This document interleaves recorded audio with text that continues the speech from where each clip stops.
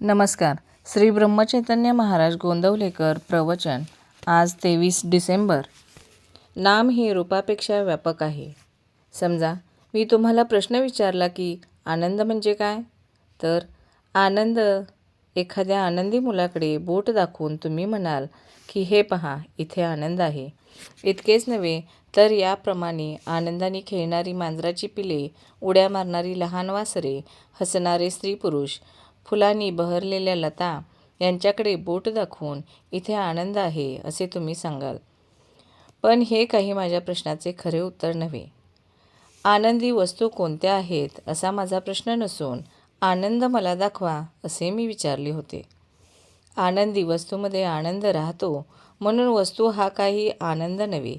लहान मूल हेच जर आनंद असेल तर मोठे स्त्री पुरुष आणि मांजरीची पिले आनंदयुक्त असणार नाहीत. अर्थात आनंद हा एकच असला पाहिजे, कारण सर्व ठिकाणी आढळणाऱ्या आनंदाला एकच शब्द आपण वापरतो. आपण जो माणूस पाहतो तो निराळा असतो, तरी सर्वांना आपण माणसेच म्हणतो, कारण प्रत्येक माणसामध्ये मनुष्यपणा आहे. तो आपल्या इंद्रियांना दिसत नसला तरी मनाने ओळखता येतो आणि त्याचे अस्तित्व मनुष्य या शब्दाने सांगता येते. मनुष्यपणा हा शब्द आहे, हे नाव आहे, म्हणून रूपाला अस्तित्व नामामुळेच आहे.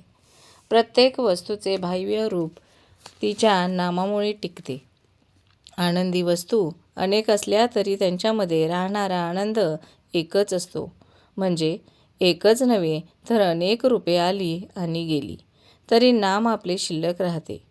आजपर्यंत या पृथ्वीच्या पाठीवर अगणित स्त्रीपुरुष जन्माला आले, जगले आणि मृत्यू पावले, तरी मनुष्यपणा आहे तसाच आहे. हा नियम सर्वत्र लावला तर असे दिसेल की चांगल्या वस्तू आल्या आणि गेल्या पण चांगलेपणा कायम आहे. सुंदर वस्तू आल्या आणि गेल्या पण सौंदर्य कायम आहे. आनंदी वस्तू आल्या आणि गेल्या पण आनंद कायम आहे.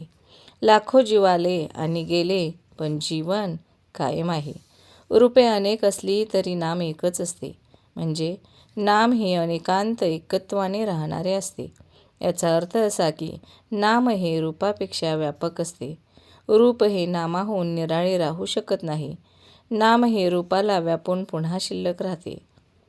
नाम हे दृश्याच्या पलीकडे आणि सूक्ष्म असल्यामुळे त्याला उत्पत्ती आणि विनाश, वाढ आणि घट, देश, काल, निमित्ताच्या मर्यादा इत्यादी कोणतेही विकार नाहीत.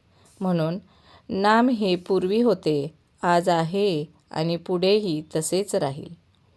नाम हे सत्स्वरूप आहे. नामातून अनेक रूपे उत्पन्न होतात आणि अखेर त्याच्यामध्येच ती विलीन होतात. शुद्ध परमात्मा स्वरूपाच्या अगदी जवळ कोणी असेल तर ते फक्त नामच होय. म्हणून नाम घेतल्यावर भगवंत आपल्याजवळ असल्यासारखाच आहे. माझे बोलणे प्रत्येकाला कळते. ज्याची जेवढी तयारी असेल तेवढे त्याला कळते, पण वाया कुठेच जात नाही. धन्यवाद.